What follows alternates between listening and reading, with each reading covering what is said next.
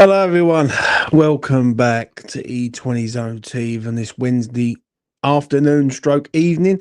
Hope everyone is all well out there in the world. I need a dietitian. I've just seen a video of myself and I'm not impressed. So any dietitians who are West Ham fans, get in contact with me urgently.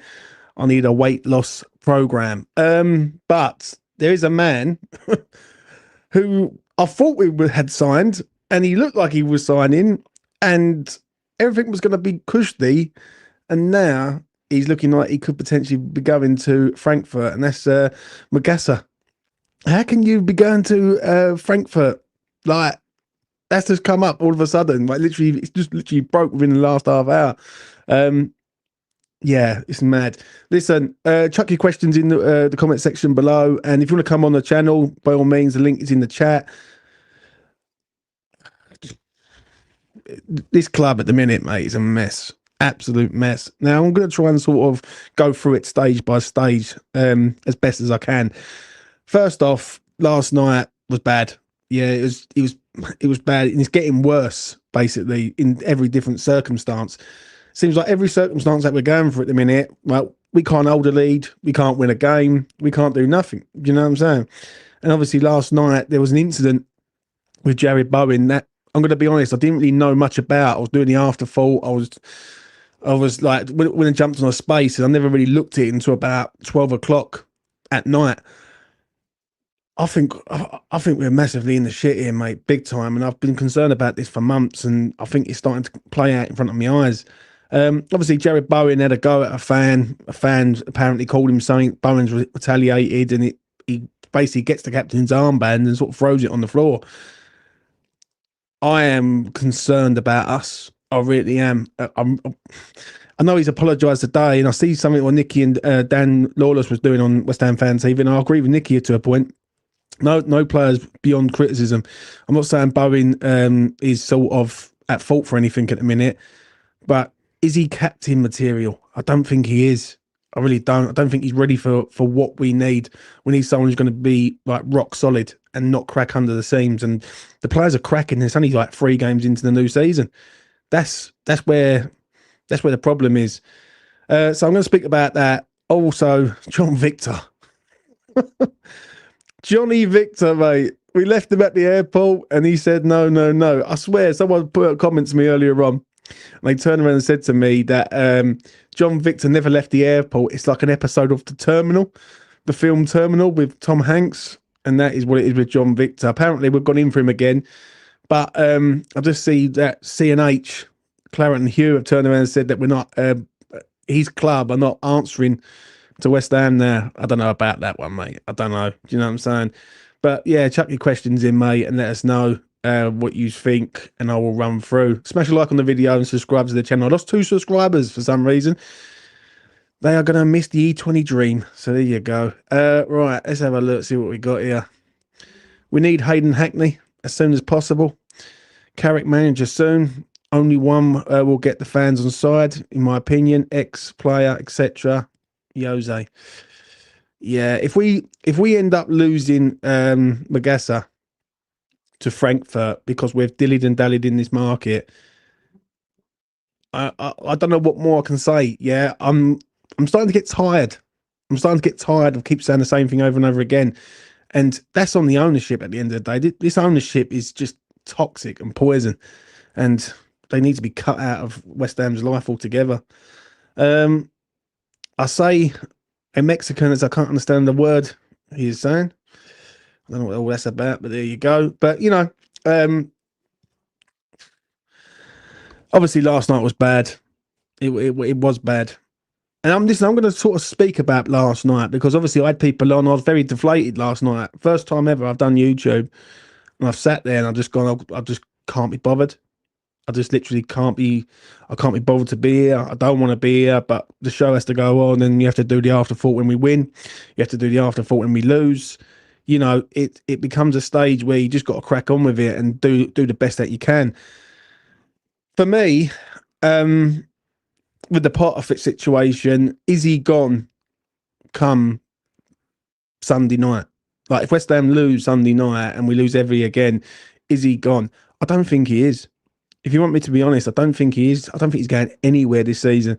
I think the only time that he gets sacked is when West Ham are adrift in the league, and 2 games in, we're not relegated yet. Do you know what I'm saying? I thought last night he completely fucked it up from start to finish, and I said it on the afterthought, and I sort of broke down on the afterthought because I've just had enough. I've had enough of this club not being the club that I love anymore. The identity of this club is gone. Like no one really gets the, no one feels West Ham anymore. Like no one enjoys being going to West Ham anymore. So let's have a look. Let's see what Gravy Dave's got to say. James, how come you're the only West Ham YouTuber that's not been on Sky Sports? I want to see you cook the board.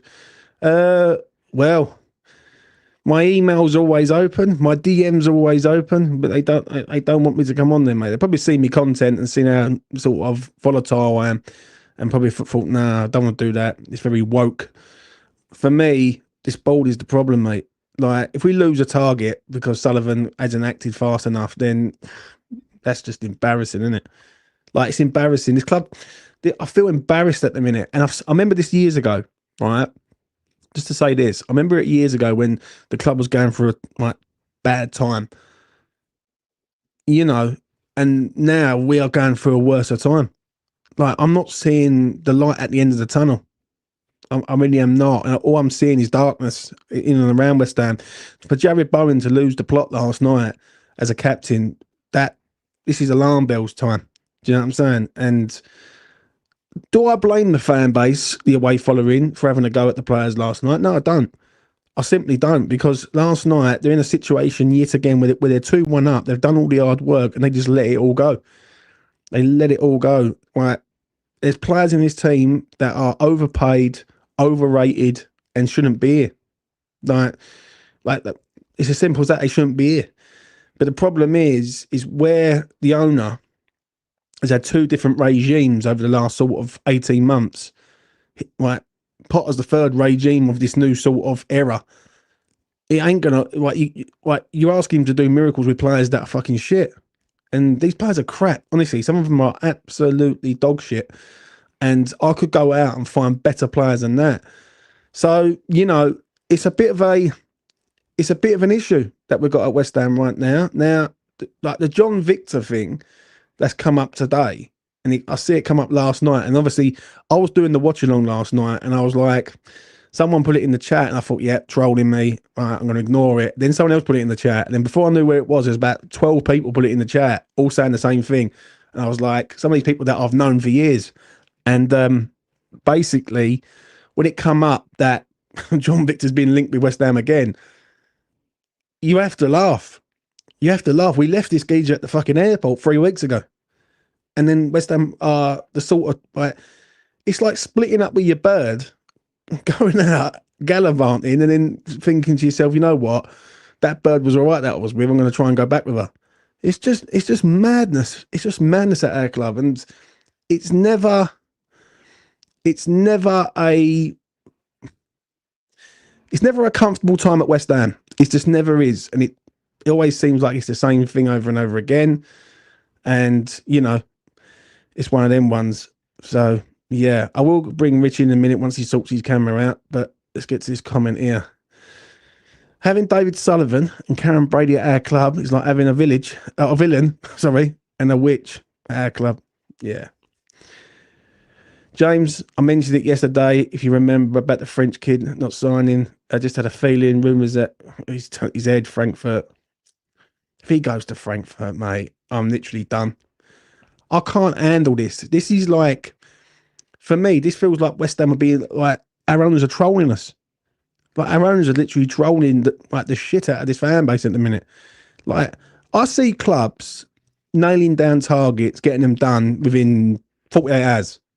Yeah, a player goes through a club, gets linked, bang, done, signed, done. With West Ham, it takes weeks. You mean Diouf took weeks, right? Hermansen, right, took ages. Callum Wilson, the moment we got linked with him to the moment we signed him was about 3 weeks. It's not good. It's not good. Right, Rich, what you saying, mate? Talk to me. different camera angle now, isn't it? Yeah, I know. I'm going to change it now, but carry on. I've got to be honest. Last night, for the first time in a long time, I watched bits and pieces. I watched the last 10, 15 minutes, but I did my best to avoid watching the game. And from what I did watch, it wasn't great. And that, people who know me, that's incredibly unlike me. Right. Simply because it's, like you say, it's so depressing and drab being a West Ham fan. And I think last night, again, that was, you thought the first two games were bad. 2 goals in 4 minutes to send us out of the cup while being 2-1 up. It's just like misery. And like you say, the transfer window isn't helping either. We've sold Kudus to fucking Spurs. Paqueta's linked to Spurs. I've got Spurs fans texting me about it. We're maybe this signing's falling through. I don't know. I'm not seeing it. I'm not interested. John Victor's coming back because Hermansen's shit. You look at the signings we have made. I thought Areola, from what I saw, was dreadful last night as well. I mean, he made a good save, that deflection, and unfortunate to go in. Like he was a bit unlucky last night, but still, his distribution was exactly the same as it always has been. I tell you, I said it off the back of the Sunderland game. We're in big trouble this season, and I think every West Ham fan knows it now. My point, though, contrary to a lot of West Ham opinion, look, I'm not saying Graham Potter is the greatest manager on earth, right? I don't think the fault completely lies at his door. And there's a comment there, we should be beating Sunderland and Wolves, maybe, right? Maybe. But the fact is, he's not like, a grind out results manager. We had that. We don't have that anymore. Maybe we do want that back. I don't know. Maybe if Potter goes, that's the kind of manager we get. But it's about building a philosophy, a style of play. And there are going to be some teething problems.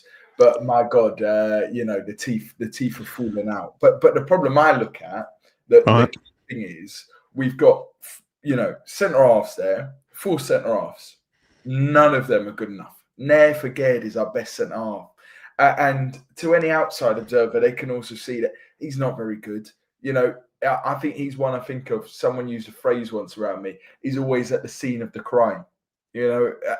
Whenever a goal is conceded, he's stood there getting nutmegged or something. He's our best centre half. And we've spent a ridiculous amount of money on that defence. We invested some of the Rice money into Mavropanos. We spent fucking shitloads on Kilman and Todibo. None of these players, and never forget, wasn't cheap either. None of these players are Potter's players who Potter's signed. He's probably been told, you ain't getting any money for the defence. You've got to make it work with his centre halves. But I can't see us keeping a clean sheet all season with those boys. I mean, it's absolutely pitiful. And I don't think the solution is dropping one of them out. It's quite the opposite. He's always got a free into cover for the other two. But it's so poor. And it's so frustrating, though, to again watch just how weak we are at defending set pieces compared to where we were 2-3 years ago. We're so weak. From what I saw last night, it's the same old story. But you can talk about the midfield. He should have played Potts last night. 100% should have played Potts last night, right? And he needs to get in some people into this midfield, right? No doubt about that. But you can talk about the midfield all you want and who's not good enough. James Ward-Prowse is definitely flattering to deceive. You can't do anything with that centre half, with those centre halves. No manager could get a tune out of that. I'm really not convinced. All 3 of them are shot, and that's not even mentioning Mavropanos or Kilman. It's bad. It's really, really bad. It is bad, mate. It is bad. What do you make of this with Potter? Because last night I thought playing Guido Rodriguez again is an insult. Like, Freddie Potts is there. You play him. It can't be any worse than Guido Rodriguez. And last night, that's where Potter let me down last night, big time. What do you think on that? I think compared to the last 2 managers, Potter's been better at trusting the youth. He gave a lot of experience to Ollie Scholes last season. Potts has had a part to play so far this season, and a big part to play in pre-season. Look, it's a long season. I think he'll have games to play. I'm not sure why he played Guido Rodriguez, though, especially if he's off. And am I right? He gave away the penalty. I've not watched back the highlights. Every West Ham fan knows he's not good enough. He's far too slow. Look, I think Potts should have started last night. Obviously, I was a bit, it was a bit strange why he's not. But I don't think Freddie Potts is the best midfielder in the world. You know what I mean? But he's not going to become a great midfielder unless he's given a chance as well. So there is that balance. He should have started Potts last night, 100%. What do you look at, James, in terms of what do we need before the end of the window? We need a winning mentality. That's what we need. One thing that I noticed last night, from 2-1 up to 3-2 down, is we don't know how to win a game. Like, we struggle to win games of football, and that is a concern. Relegated sides are teams that can't win games of football, and West Ham can't win games of football at the minute. I thought last night, we started off shit. We give away the penalty.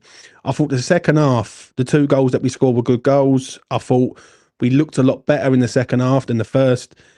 But to go 2-1 up and then give it away in a space of 5 minutes, that's a criminal offence. That's borderline criminal, like, that you've done that. And not only have you done that, but you've done that in a way that is just self-destruction again. Like, you've done all the hard work, you've got into the winning position, you've done what you needed to do, and then you just give it away. And that's a mentality problem. I think we've got a mentality problem at West Ham. We've got a really soft underbelly, like you said. As soon as the pressure comes on, completely collapse. I'm concerned about Bowen as captain. I'm going to be honest, because not as a player, right? I'm not against him, and people say, "Oh yeah, right, he's leading by example." Yeah, but is he ready for a relegation dogfight? Because this is what I think is coming. Right, he's going to have times where it ain't going to go to plan. We're going to get rolled by teams. Fans are going to get on his back. Is he ready for that? I don't think he is. I simply don't think he is. I don't think he's ready for this. Yeah, Mark Noble went through all this, and Mark handled it in certain ways which wasn't right.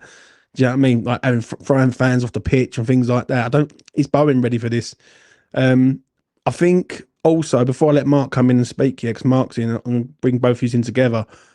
For me, right, we need to spend about 100 million in the next 5 days, and I just can't see it happening. If the lad goes to Frankfurt, when it was announced yesterday that here we go, he's signing, I don't know what the future holds for this club other than backwards fast. Do you know what I'm saying? And that this falls on the ownership of the club. I'm not really looking with Potter. I feel like he's going to be thrown under the bus eventually. He's not helping himself, Potter, and he's not playing to what we've got. He's trying to play to his strengths, and his strengths isn't the players that he's got.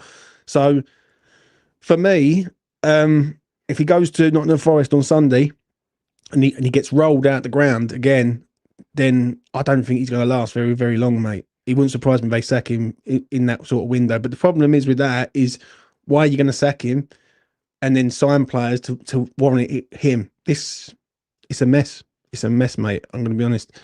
Mark, welcome. Hello, boys. How you doing? You all right? All right, mate. What are you saying?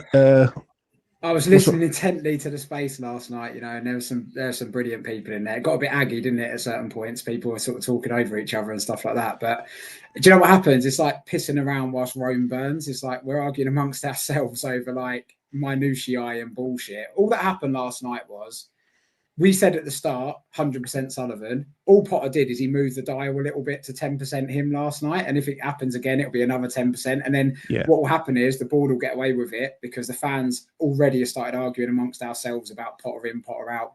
Pick a fucking camp yesterday.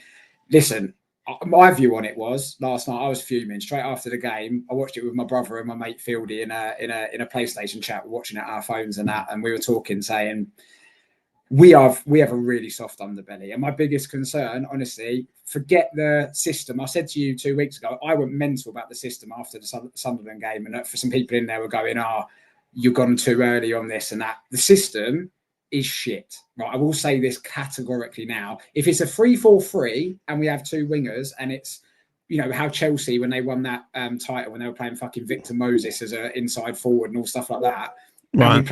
and we play wingers, it might work, right? But if it's a 3-5-2, the way we play, there's zero chance of it working. There were points yesterday during the game where Souček was our left winger. Now, I said to my mate, he doesn't have the personnel. And a couple of people, you made the point yesterday, actually, and somebody else said he doesn't have the personnel to change it right now. But did we or did we not play Lucas Paqueta on the left wing for ages and Bowen on the right and have Antonio through the middle and make a good fucking go of that? Because my point looking at yesterday was, why wouldn't you move the Paqueta out onto the wing?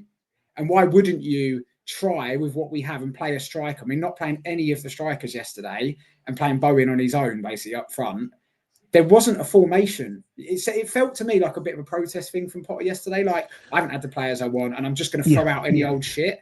But like, and both of you, I think somebody touched on it yesterday, had he played Potts, Orford, Marshall, and we'd have lost, you'd sort of go, well, good on the manager, because he's sort of gone, you've not given me the players, I'm going to go with that. But by attaching yourself to Guido and Prowse, I don't think it'd be like that, mate. Good on Potter. No, not a chance. Because the fan base don't like Potter at the minute.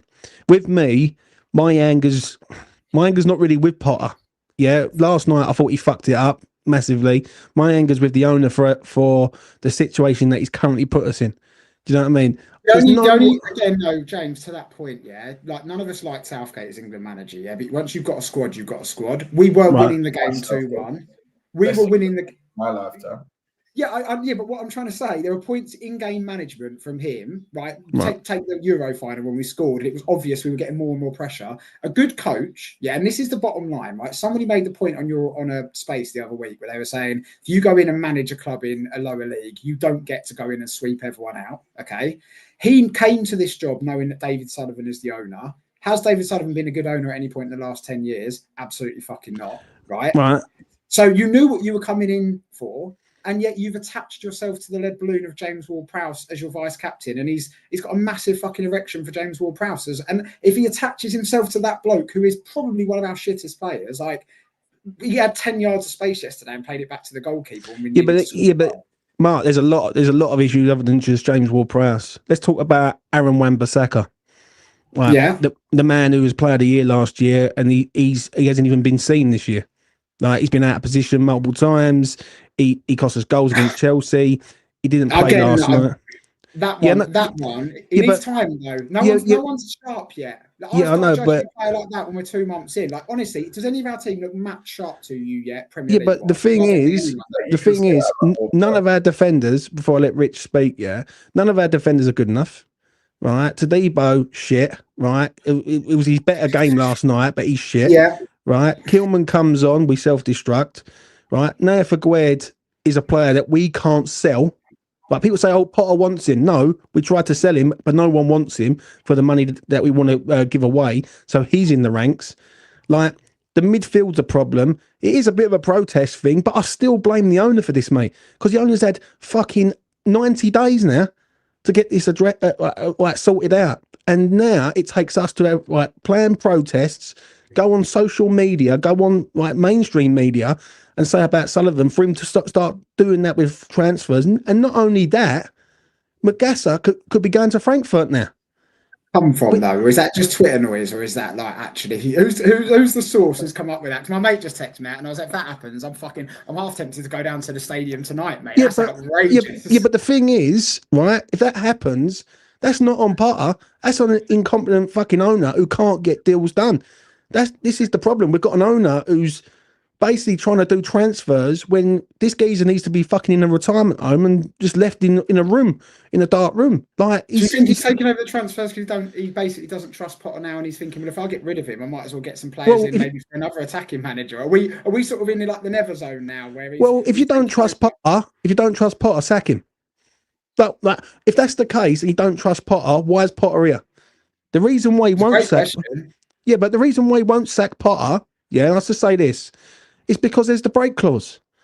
The break clause in the contract is going to go against West Ham on this one, because Sullivan will look at this and go, well, I ain't got to sack him now. Yeah, if I sack him, I've got to basically pay him off, and I'm going to just put up with him for another year. Yeah, if West Ham finish 17th this year, Sullivan will be happy. Go on, Rich. No, I've not got a lot to say. I do think, though, I think if you're laying all the blame for the team's ailments and the reason why we've lost 3 games at Graham Potter's doorstep, I think it's totally ludicrous. I think you're right.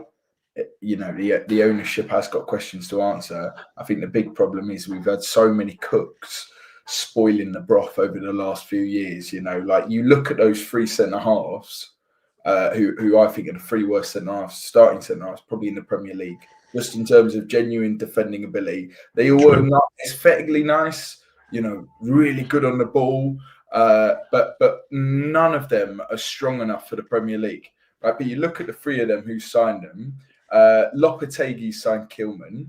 Tim Steiden signed Todibo and Mavropanos probably as well. Naya Figuered signed by Rob Newman, David Moyes. And if you look across the squad in terms of an identity or a plan, it's just been so fucking random over the last few years in terms of all the players we've brought in. There's no consistency. They're not building for a style. And then we're having to go at a manager who's trying to get something out of it, trying to set up something. I do agree with you on that. And I've got to say, it's like a patchwork suit. So we signed Juve to bring in some more pace, right? So we've got a little bit more, but you can't play a high-pressing, lung-busting style with someone like Nicholas Fulkrug as your striker. You know, you're never going to be able to put centre-halves and the goalkeeper properly under pressure. And, you know, we could put Piquet on the left wing, and you've got an even more of a problem when it comes to the high press as well.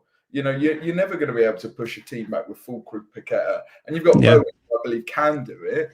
But I think he got very used to sort of Moyes' football as well in terms of restricting and tracking back.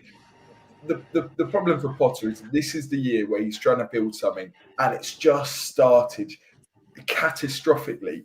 But it looks like it could continue that way. My key point is that back line really, really, really worries me. And you're right to talk about Wan-Bissaka as well, who's not shown it, who's not shown the same level he was shown last year. I mean, but you're also right to say there's a small sample size. But regardless of what you say, I think any West Ham fan who thinks a new manager is going to come in and get a tune out of those centre halves, I'm sorry, is totally deluded. What it is, right? Before I let Mark sort of reply, it's that we've sort of checkmated ourselves a little bit, because if we're going to sack someone, like if we're going to sack Potter, for instance, then we're going to bring a manager in who's going to have a completely different philosophy to Potter, and then we're going to have Potter's players, Moyes' players, Lopetegui's players, and then these. I do think a manager needs players to work to the style of play that he wants, and this is where the problem is at the minute. I don't think Sullivan's going to sack him. The only time I think Sullivan will ever sack him is if he knows that we're in major danger of going down. We're not in major danger at the end of August, but at the end of say December, January time, if we're in the bottom 3 and we're fighting to stay in the league, then he might pull the plug and say, you know what, I'll take 6 months off of him. For me, this is where it starts with Sullivan, it ends with Sullivan, and everyone in between is just collateral damage. That's what it is. That's all Graham Potter is. He's just a man there who's just going to take the shit for now. He's not helping himself. I'll give him that, but he's only 10% of the problem at the minute. He is. Last night, he let me down last night, and I've tried to back him. I really have, Potter. But last night, he let me down big time, right? Especially playing Guido Rodriguez in the middle of the park. I don't understand that one. Go on, Mark. Well, no, I think the chef analogy is a really good one. It's like we are trying to create the perfect soup, right? And we've had 3 different people who are putting in completely different fucking herbs and spices. And no wonder the dish tastes like shit because there's no consistency. Like one person was trying to make like a beef broth, and then someone else has come in and started throwing anchovies in there and decided they're going to go down the seafood route. And the next one's come in and gone, no, we're going back to like a vegan dish. And you've just got this amalgamation of bullshit, basically, is a good description of it. But like, by the way, I am not what I said to you. The precipice of like my point and where I'm trying to get to is it's 10% Potter, right? It was 100% Sullivan for me before we kicked the ball. Any bad results was going to be you've not given the man the personnel. But as things progress and your in-game management is we're getting hounded back further and further back into our own half, and you have an opportunity to bring someone off, to bring on a little bit of legs in midfield, and you decide not to. I mean, he turned around and went like that to Andy Irvine and then decided not to. What I'm saying is you can't escape. He doesn't get a free pass because of Sullivan. That's all I'm saying is Sullivan is literally it's like a layer, isn't it? Sullivan's the holding company, and Potter's the bloke who sits underneath, and they're both making decisions. But Potter's hands are tied because of the company that he's working for. But he's still responsible for the decisions he makes with the personnel that he uses. So that's all I'm trying to say is the dial moved a little bit last night from 100% Sullivan to the conversation started with it's 10% Potter now. I'm not going to turn around and say we should just get rid of him, but I'm saying stylistically, I don't think the five at the back. I still believe that there's diminished responsibility by numbers. I'm going to keep saying this point. With three at the back, someone suggested, if we don't play three at the back, we'll concede 20. It's like, no. There's an issue with three defenders all expecting someone else to head the ball out. Actually, what happened yesterday, I joked and called Mavropanos the Greek Dawson for about 60 minutes last night because he was heading everything out and leading the line. And having two ball-playing centre-backs either side of him that could play out, it worked at points yesterday, right? But we have such a lack of leadership in that back three.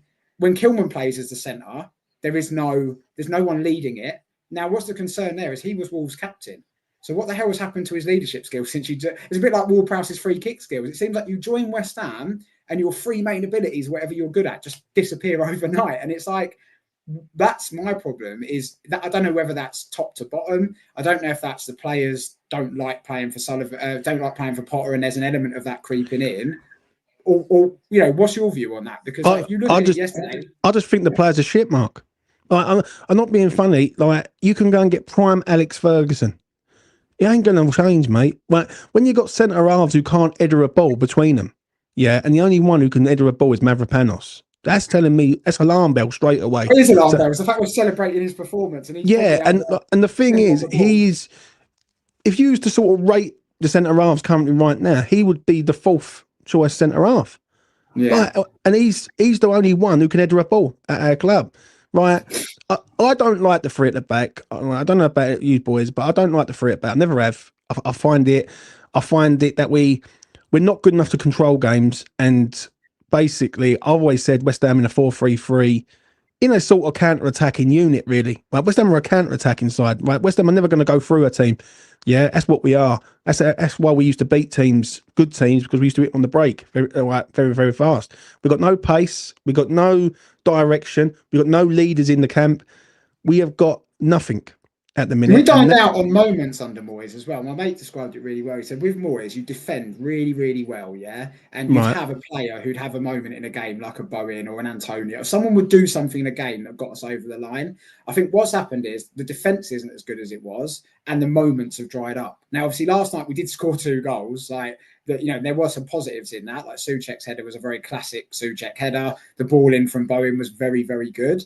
But there was no pattern of play. So, what I would say is, coming back to your point about the three, we pass it around a lot at the back, but we don't ever look like we're going to progress through the phases of play under that system at the moment. And our goals yesterday didn't. Yeah. Not with those builders. I'm with you. I am with you in terms of what you're saying about James Ward-Prowse and Guido Rodriguez earlier. You're right. There's not a lot of creativity in there. That's why you rely on someone like Paqueta to come deep and receive the ball. I think the problem is you look at it in terms of what formation can we actually play. We don't have a left winger. It's all well and good saying we could play Paqueta out on the left. I think he's shown that's not his best position. I don't even know what his best position is, but we don't have a left winger. The only one we've got is Somerville's injured. We had Kudus out there who played 30-odd games out there last season. We've not replaced him. Right? Yeah. Spent all his money elsewhere. People were talking about their dream lineups for tomorrow, playing 4-3-3 and putting Malik Diouf on the left wing. This is what you're seeing quite commonly. Actually, the squad's built so poorly. And I was just reading the Jacob Steinberg thing as well. We're after a fast striker. I think that makes sense. Because Wilson and Fulkrug. I tell you, if they're the answer, what is the question there? Fulkrug, good vibes and stuff, but I tell you what, he's not bringing much good. Well, why do you think these boys are still here? I'll tell you what I think, and I'll let you land, Rich. Right? Answer, yeah, right. What I think is because they're cheap to keep here. That's what it is, and there's no planning in bringing a new striker into the club. West Ham should not be acting on the 27th of August in a major rebuild. Now, I'll go back to last season quick, last game, Ipswich Town away. We won the game 3-1. I done a video after the game and I said, what do people want come the new season? And everyone said, right, he needs to see young, fit, fresh players and a sort of basically some investment, like a rebuild. I'm not seeing a rebuild. I'm seeing basically papering over the cracks and hoping for the best. That is what it feels like to me. That's why when people keep going at Potter, I'm not in that camp of fully going in on him. Yeah, because part of me looks at it and thinks he hasn't been backed in the situation right now. It is a bit like manager versus fucking owner. That's how it feels to me. Like, in terms of, so Jacob Steinberg was trying to make the point in his article. Yeah.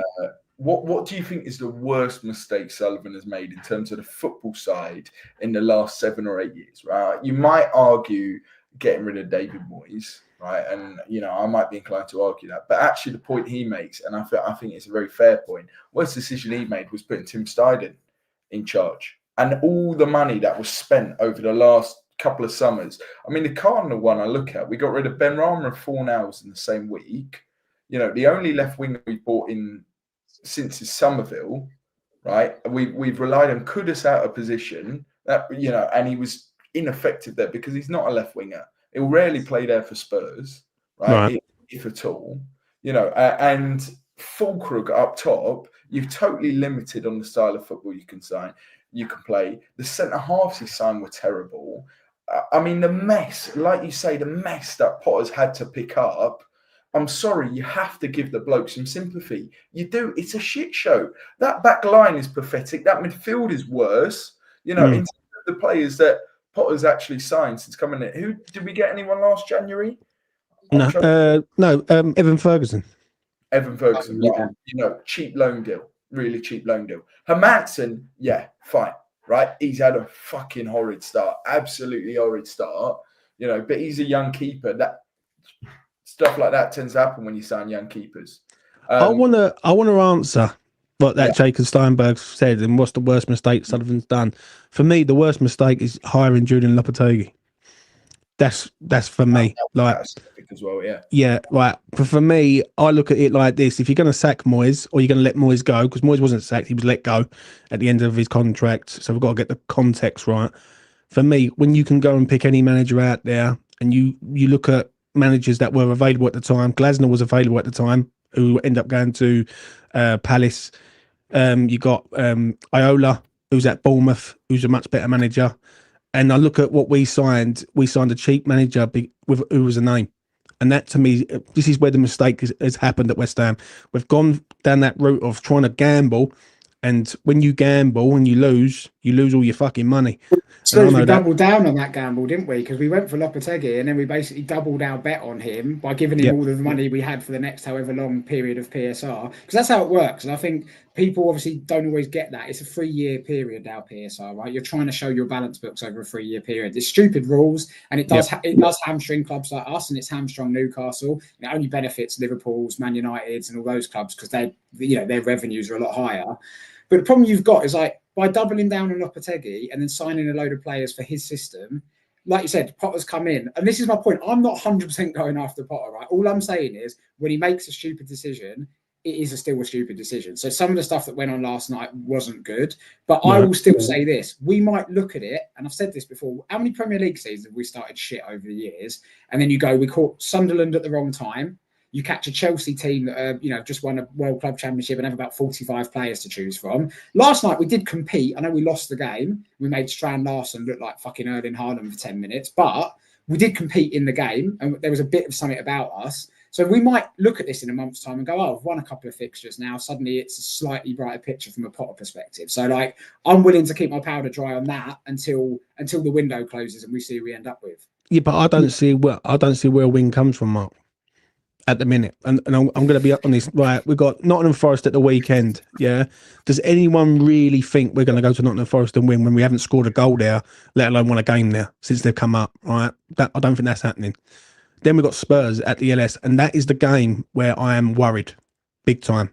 Oh, I'm the same. I've just moved season ticket and moved up a little bit to get on the pitch. When I say I'm worried, I don't even want to go. Yeah, but when I say I'm worried, you've got a team that has been transformed under Frank. You've got a team that is going to come there and it's a team we don't like. If they do a Chelsea on us and smash us a bits in our own gaff, it's gonna go off, mate. It's gonna go off big. Like, and this is no joke. I'm actually being deadly serious. And when after that you got Crystal Palace, where they're planning protests of a march from there to there, right, from Stratford station to obviously the LS.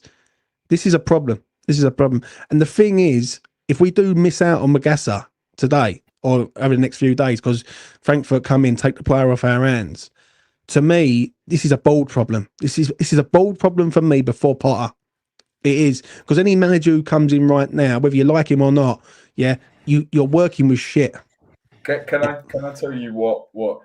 Because Jacob Steinberg, I think, in his article agrees with a lot of what you're saying. Can I just read out what Yeah, go on, man. And this is not me defending the board or anything. This is just what he's saying. Multiple sources say Sullivan started the summer determined to let Potter and McCauley do what they wanted. Callum Wilson was not a Potter pick, but he could have blocked the striker's arrival. The narrative about interference from above is disputed, probably by David Sullivan. It is felt that Potter and McCauley set their sights too high. They are accused of naivety, of misjudging West Ham's appeal to talent such as Jacob Ramsey and Harvey Elliott. Time has been wasted. Chelsea thought it was a joke when West Ham bid for Andre Santos last week. West Ham were advised not to go in for Barcelona's Marc Casado before bidding for the midfielder. It is not clear why a powerful striker has not been targeted, while a new winger would help, given that Crescencio Somerville has been out since January. Kudus has not been replaced. His departure has left West Ham dependent on Paqueta and Bowen for creativity. What do you think on that, Rich? I think, there's probably a point there. Do I think we were ever going to get Jacob Ramsey? Absolutely not. Are we going to get anyone like that now? Probably not. Anyone watching this mess would not want to come to us. Yeah. And I think it's a similar story that happened with Tim Steidten. Is McCauley was not the main man at Brighton, right? He wasn't the main man, and we're relying on him to become that director of football at West Ham. Similar story happened with Tim Steidten. He wasn't that director of football at Bayer Leverkusen. So it seems like a bit of an odd appointment again. But at least this time we're working towards what a manager wants. But look, we could be working towards it. We've signed fucking no. Do you know what that sign that feels like to me? It feels like that they're lining Potter and McCauley up to throw him under the bus. Yeah. That's how it feels to me. Yeah. And that's why I can't accept it. I've seen, like, Carl McCauley's done work at Swansea, Brighton, Chelsea. Right, we paid £1 million to get him out, and then Sullivan's trying to dictate to him what players he should be going for. Sullivan should say, "This is the budget that West Ham have got, and you need to work to this budget, and I'm going to let you get on with it." But the problem is, and you're slightly right in what you said earlier on about Tim Steidten. Sullivan doesn't trust no one now. So basically now he's thinking, I've got to have my hands on it because I don't trust no one. That's a problem. Mark, what do you think of what Richard said on... But I mean, I would say, how long does it take to go to a player and say, are you interested in joining us? And I mean, people say tapping up and all that. It never gets reported anymore. Everyone's talking to players all the time. So, I mean, like, surely it's a 5-minute conversation. Oh, are you interested in joining us? No, let's go and move on to another target. So that does feel a bit kind of throwing them under the bus. But like Sullivan, the difference of the clubs you mentioned, my mate made this point the other day, is Tony Bloom loves the football club. Whether you call it however which way you want, is a bit like the guy at Palace. What's his name? The guy who's always on the media and BBC stand there. Yeah, and you know he loves them, right? And the way he talks, there's a passion and enthusiasm to him. We never hear, the only words we hear out of David Sullivan's mouth are like media controlled little vile sound bites. It's like, it's vile shit sound bites. It's never like, he doesn't really say anything positive, and he sticks out Karen Brady just to take absolute pelters and she to talk shit. But that's her kind of job as the chairwoman that works underneath him, is to basically go out there and be the mouthpiece. So I don't like her, but she's basically getting paid to do that role. But at Blueco, they also came in and just said, we're basically going to just spend to the fucking hilt to give you the club you want. So the two people they've both worked under probably actually did what you've just said and said, here's your budget, here's what you can go and spend, go do it. Working for Sullivan's a bit like working for a boss where every time, like if you want 20p signed off, if you wanted to get a Freddo on your way home, you couldn't expense it because your boss might turn around and tell you to fuck off. Do you know what I mean? So in that respect, right, it's a bit like, well, they might come in with champagne taste, and every single time they go, oh, let's go and get some that. He's like, oh, get some brew. Oh no, get some Carver. Oh no, just go and get us a fizzy wine. That's Sullivan. So that's kind of probably what you're dealing with to some extent, and that causes major problems. What's the solution for you boys? I think it's got to be a really busy week, or not even a week. It's got to be a really, really busy 4 days. Like you say, that midfield is a mess. I think our attack needs to be drastically improved. We need a Kudus replacement. I don't think we can do the full season with Fulkrug up top either. You know, and what Callum Wilson's his only backup, so that's a mess. And that's not even mentioning our back three, which as I've said, I think is the shittest back three in the league. You know, or at least I think even if you put 2 of them there, Agard and Tadebo, fucking hell, that's filling no one with any confidence. Feel sorry for the goalkeeper behind that, and that's not even started on the goalkeeper who we spent 18 million quid on. We're in a real big mess, and yeah, we're going to have to start getting some results eventually. That we could get relegated this season. I don't think it's an overstatement to say that. We need something miraculous. If I was to ask you right now, Rich, do you think West Ham are going to get relegated? Because I asked this in the WhatsApp group of the E20 with all the E20 boys, and some of them said, "Yeah, I can see it, James. I can see what you're saying." Some of them say no. It's too early to say. If you was to look at it now, what do you think? I'd be interested to hear both your views on this as well. I think you'd be silly, anyone who's watched our 3 performances and watched us try to defend a lead. You'd be ridiculous to think this team could win any game of football. You know, I'm not saying we're going to go the whole season with 0 points, but you'd have to be smoking something to think that this team's definitely going to stay up. I think the only thing I can say for our positive is we've got Jarrod Bowen. But that's about it. We've still got Paqueta at the moment. But even then, when we were in that relegation fight a few years back, I don't think Paqueta was exactly dragging us out of it. Right. So plainly, yes. But in terms of if I was betting, I wouldn't bet on West Ham to get relegated because I think there's 3 teams worse than us. I mean, Leeds against Arsenal looked terrible. I think Sunderland, brilliant result versus us. Have they really got what it takes across the season? Let's see. But mate, we look fucking awful. I'm not one to snipe. We look terrible. What do you think? I'm gonna say this before I let Mark have his say on it. I think if West Ham are any likely to get relegated is this year, right? I see nothing about us at the minute. I don't trust this owner to do the right thing. I think this owner needs to step up now, and I don't think he will. West Ham need about 5, 6 players at the bare minimum. Right, while we're going in for another goalkeeper, fuck knows, right, with the John Victor thing. The John Victor thing just baffles the life out of me. It's only West Ham can sort of mug off a geezer and then ask the geezer to come and sign for the club. Right, that's just typical on that. But I fear for the next few games. And one thing I've noticed with this club over the years, and I've been supporting this club 38 years of my life, I know what it's like when West Ham are struggling to get out of a sort of rut and the slump. And I said it last night, if they don't get out of it quick, then they will go down. And it'd be like you'd be trying to fight to stay in the league. Do I think there's worse teams than us? Yeah, I do. I think we've got some half decent-ish players in our side against the teams that we're up against. But nevertheless, the confidence is gone, mate. It's shot to shit. I mean, like, we've got defenders who can't defend. We've got an aging attack. We've got 1 star man. Yeah, it's not good, mate. So I think it's not good, and unless he pulls out a miracle in his transfer window in the next 5 days. Mark, what do you reckon?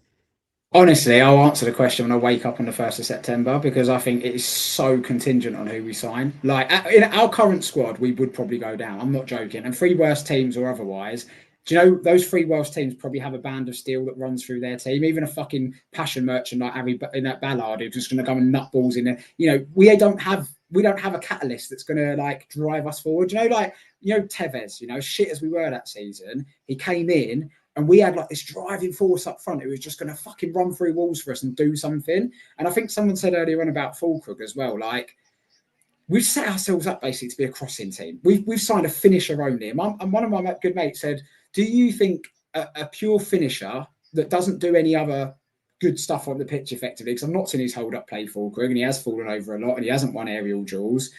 And even the stats yesterday, we won 38% of our aerial duels against Wolves, right? They're literally Portuguese fucking FC. They're all about like Bueno and all these exotic, kinder names that they've got going on. Fucking on the left wing, their second choice left winger basically spent the game roasting us yesterday.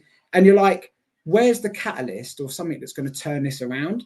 And I think we were talking we needed 2 or 3 or 4 signings. You're right, it's probably realistically 5. You need another centre back. You need minimum 2 midfielders. You need another striker, because if you're going to play Fulkrug and Wilson, you've got no one running channels at any point. And if you're then going to put Bowen there to just fucking run channels, well, who on earth have you got on the wing? So if we did change system, who would you play as a winger? Because we basically don't have anyone.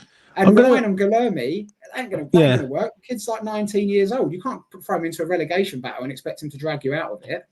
I'm going to get to this comment because I've seen this comment a few times now. Shout out to Mark. Yeah.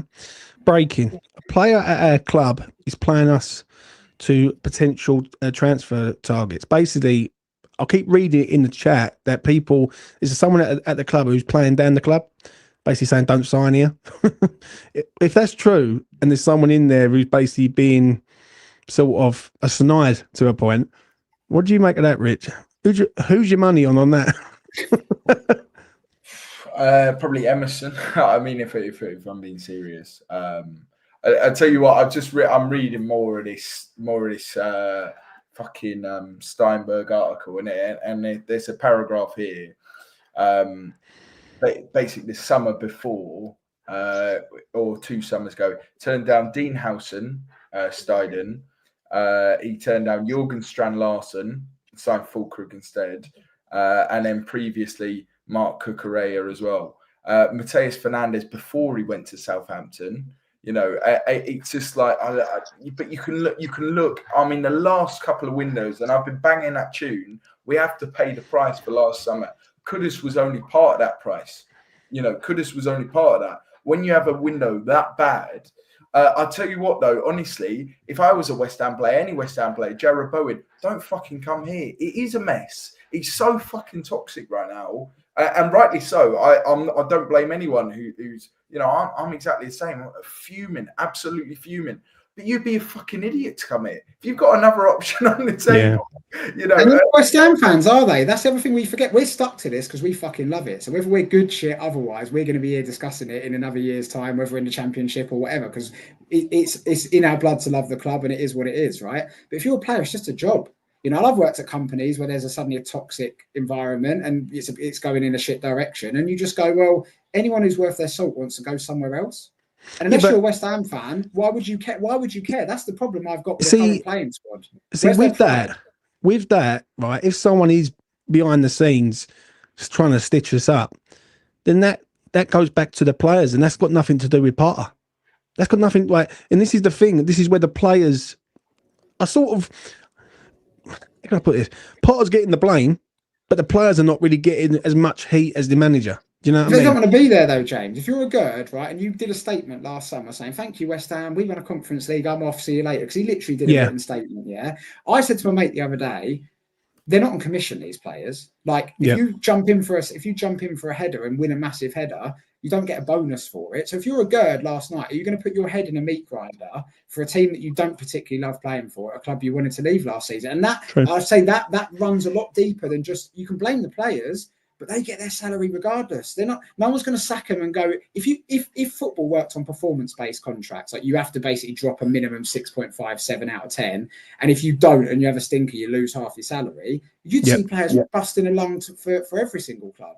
But there comes a point where like the down tools mentality comes in a little bit, and I think some of the Gerds and some of them players have probably just got to a point where they're like, basically, are they bothered enough to go and run through a wall for the club? And that becomes a major problem. Let me ask you this, right? We all know that we need players. Who's leaving from now to the end of the window for you? What are you saying, Rich? Who do you reckon goes? I mean, I wouldn't be stunned if Souček went. If the price is right, I think I've said it all summer though. For all our players, the price is right for any of these guys, they'll go. Guido Rodriguez is definitely off. Andy Irving is off, which made it all the stranger that they both played last night. Yeah. You know, I think that looks done. Emerson looks like he's going as well. You know, he hasn't even had a. But I heard someone the other day, if we can't get a deal for Emerson agreed, we're going to retrain him in midfield. did you hear that? And that was like someone saying that seriously. But yeah, I still think if the price is right for any of them, the club came in with 15 million quid for Fulkrug, he'd go. You know, the centre halves as well. You say the money comes in for Naya Forgetted. But the question is, it's just going to be what teams want our players. I still wonder if we might end up cashing in on someone like Luis Guilherme as well, who again, you're looking back, what a weird fucking signing that was. What about Paqueta? Honestly, I think he probably will go. Yeah, like the fact is 50-50 is never 50-50. I think if a team with 50, not saying 50 all the time, but 50 million quid, you sell. You know, but then it's like, fucking hell. Problem with Paqueta is we've never found his best position. We were playing him up front last night. Yeah. You know, there's been arguments, he should play in the 8, he should play centre midfield, he should play 10, left wing. We've even played him right wing. You know, we've never figured him out. And for him, that must be frustrating as well, let alone for us.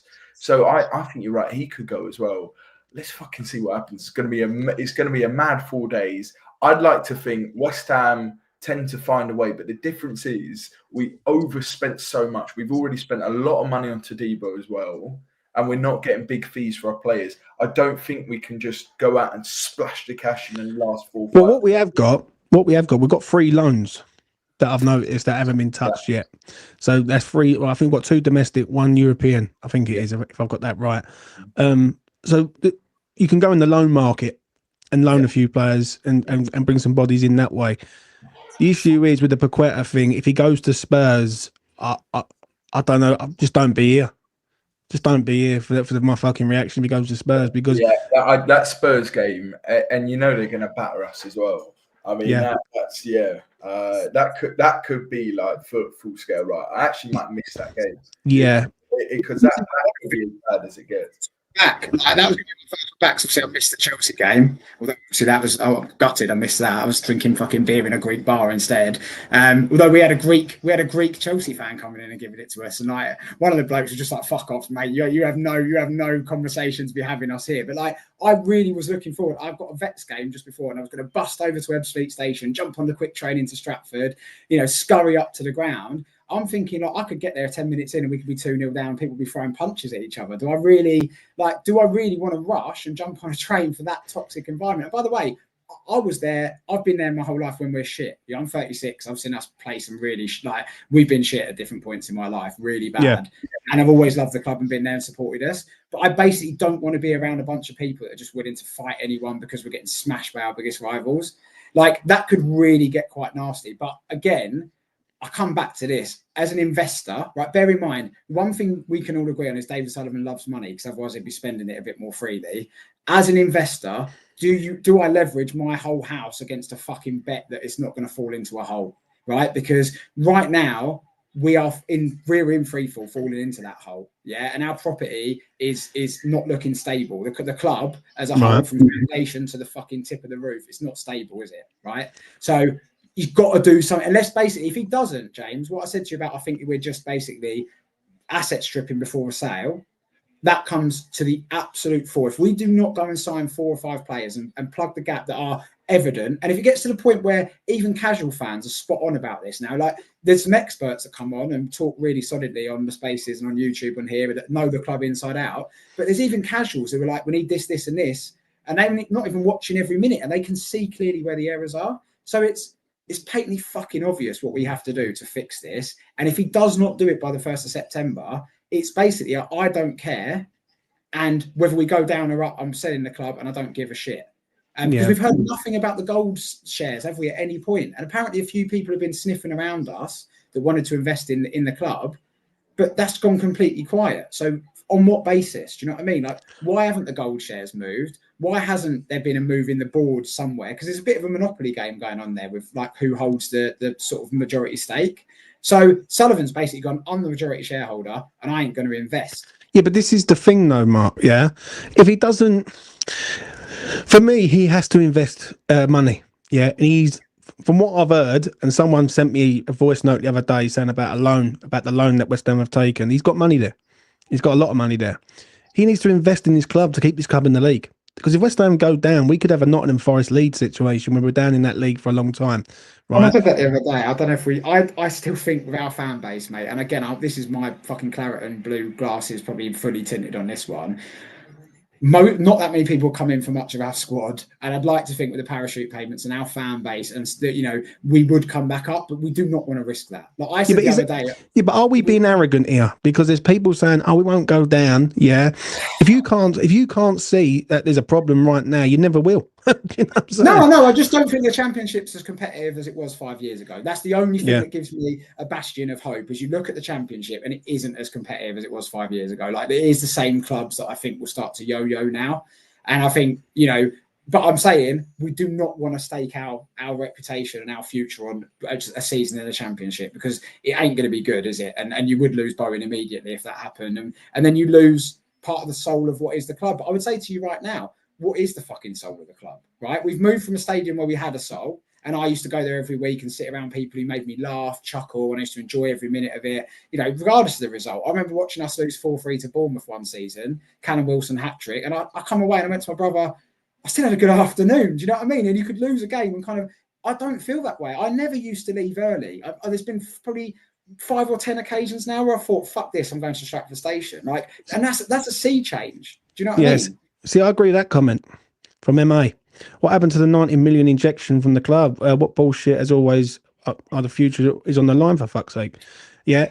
And I agree with that. Now, the problem is, I don't think, personally, before I let you boys go, I don't think that there is going to be a cash injection. I think we're just going to go around trying to nick whoever we can on the cheap and hope for the best. I really do. And the thing is, will that best be enough come January?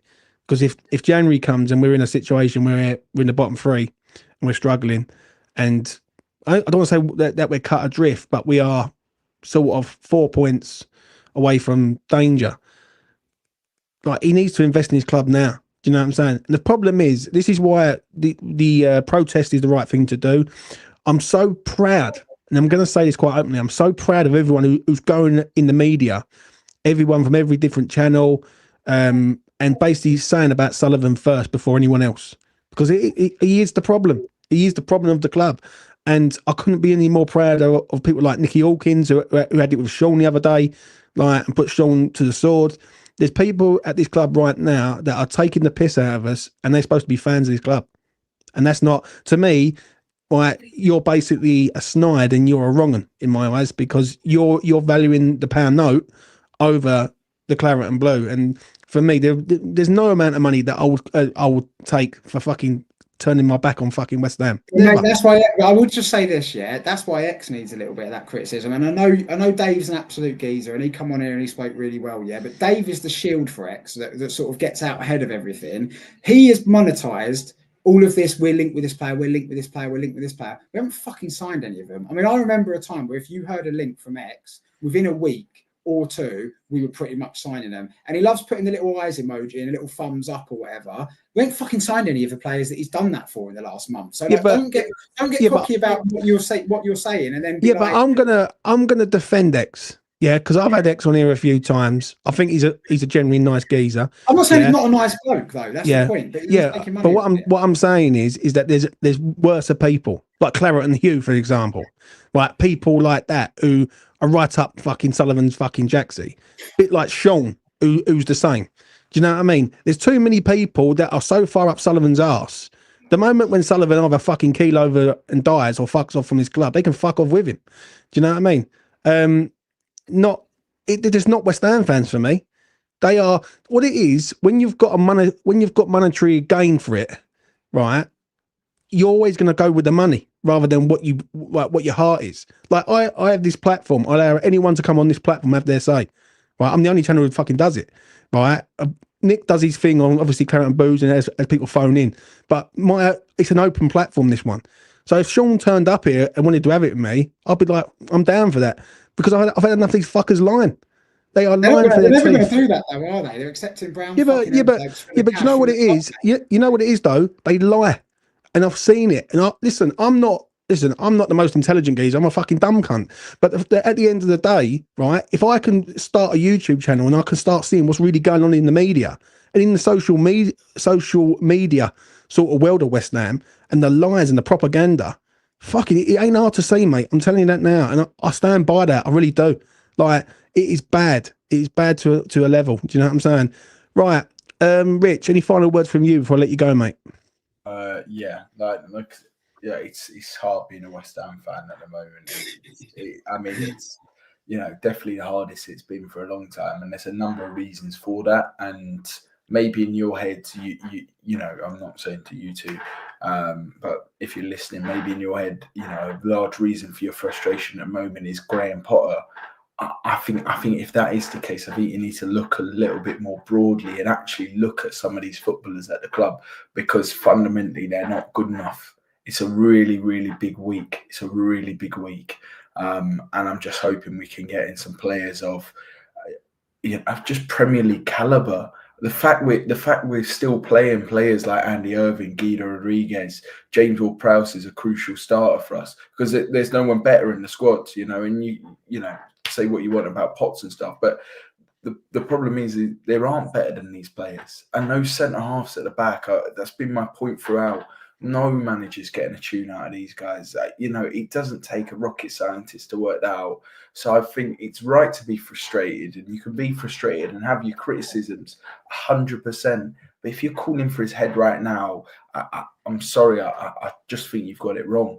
And I tell you, I don't think if he goes, that's the silver bullet and the magic remedy for all our problems. I think we're still in the shit, and I think it's about time actually instead we just got behind an actual project with a manager in charge of getting the players that he wants, rather than all these fucking cooks. But I think, again, you know, we'll talk about the cooks. Let's see what happens over the next 4 or 5 days. I guarantee you we'll see a Salthouse client coming through those doors, you know.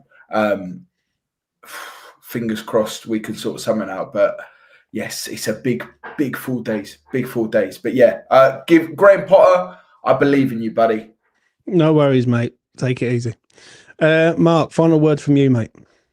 I mean, he's spot on, and you know what? I was probably on Potter's case a little bit too much last night, but it's just erosion. And you know what? The waves of Sullivan have been washing against our cliffs for so long, and just gradually taking a little bit at a time. And now I feel like we're standing on what little bit of fucking land we have left, and trying to take that as solid ground. And I'm just not sure. Hello. Bless her. I'm trying to tell her to support a better club because she keeps shouting irons. But yeah, I think the thing with it is, honestly, it is erosion over time. And I think we've basically, the shore's washed away now, and it's time to go and build some foundations there that actually are going to give Graham Potter some room to stand on. Or, like you say, you don't trust him and just get rid of him, because the answer, it cannot be let's all turn on each other. And I didn't like that last night. There's a few people turning on each other last night. What I would say to you is, what you say about the United has to stand for something is one of the biggest messages that we have to keep pushing. We can't start fucking around whilst Rome burns, basically, because it's on fire right now. And if we start pointing fingers at each other, we're just going to fracture ourselves. And do you know what that does? Hands all the power to Sullivan, because he's divide and conquered us once again. Do you know what? You just took the words out of my mouth. Divide and conquer. That's David Sullivan to a team, mate. Mark, take it easy, mate. That's been Mark with his daughter and all. Good people that come on today. Anyone who wants to come on, by all means, they can come on anytime they like. The link is in the chat. Come on, have your say. Do you know what I'm saying? And go from there. For me, my final thought on this before I wrap this video up is that we're going to really see over the next 4 or 5 days what our owner's all about. That's the $1 million question now. We all know what we need. It's about time he delivers as an owner. I think Potter is a walk-in sacking, basically. I think it's a matter of time before he does get the sack. It ain't a case of if, it's a case of when. But the players, we need people in the door sort of compete at Premier League level, because we've got too many sort of hangers on at the minute. We've got too many players that don't deserve to wear the claret and blue shirt, and I stand by that. Yeah, they are absolutely fucking shit, some of them. But I do blame this ownership for putting us in this situation. The owners put us in this situation, right, by fucking bringing in Lopetegui, sacking Lopetegui, going out, speaking to Karen Brady. Brady goes and gets her man. He comes in, goes for a shit second half of last season, and then we've started dead this season. Do you know what I'm saying? So it is a problem within a problem, but the problem's at the top. Listen, go over and sort of sign that petition, bsout.co.uk. Go and sign it. Yeah, you want to make a change to this club. I see it's gone over 10,000. Shout out to all the channels who have been pushing it over the last sort of weeks. I've been pushing it as much as I can. Go and sign the petition. Do you know what I mean? You want to make a change to this club. I can guarantee it that if another owner comes in, we're not in this situation, because an owner will care. We've got an owner that doesn't really care at the minute. I know people are saying about getting rid of Potter now, but listen, with Sullivan, you probably end up with Rafa Benitez. That's what you're going to end up with. Do you know what I mean? Because you're going to end up with someone on that caliber. And the problem is with that is Sullivan always picks the manager, and he runs this club like it's his own personal little fucking piggy bank. Disgusting. It really is. Anyway, that's enough from me. Take care of yourselves out there. Smash a like on the video, goes a long way. Subscribe to the channel. And if you ever want to come on here and be like one of the guests on here, DM me. Like if you're a content creator and you need promoting, I'll promote you. If you're a West Ham content creator, come on here, I'll promote you. I am the promoter of the West Ham YouTube world. You know what I mean? And if you're starting off and you need help, give us a shout, let us know. Well, we're West Ham fans at the end of the day. We'll help each other. So there you go. Anyway, that's enough from me. Enjoy your Wednesday night. Sullivan, get your hand in your pocket, son. You need some fucking players urgently. Peace.